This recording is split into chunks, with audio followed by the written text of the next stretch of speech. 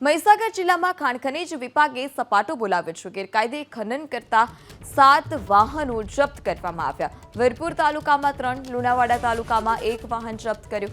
બાલાસિનોર પંથકમાં ગેરકાયદે ખનન કરતા 3 વાહન જપ્ત કરાયા છે.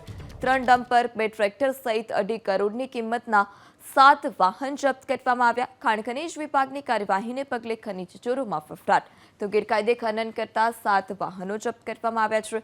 વીરપુર તાલુકાના 3, લુણાવાડા તાલુકાનું 1 જે વાહન હતું તેને જપ્ત કરવામાં આવ્યું. બાલાસિનોર પંથકમાં ગેરકાયદે ખનન કરતા 3 વાહનો જપ્ત કરવામાં આવ્યા છે. ખાણ ખનીજ વિભાગની કાર્યવાહીથી ખનન માફિયાઓમાં ફફડાટ.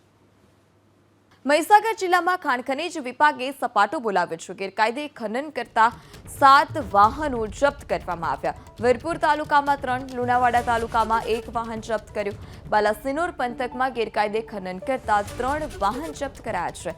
3 ડમ્પર, 2 ટ્રેક્ટર સહિત 2.5 કરોડની કિંમતના 7 વાહન જપ્ત કરવામાં આવ્યા. ખાણ ખનીજ વિભાગની કાર્યવાહીને પગલે ખનીજ ચોરોમાં ફફડાટ. તો ગેરકાયદે ખનન કરતા 7 વાહનો જપ્ત કરવામાં આવ્યા છે.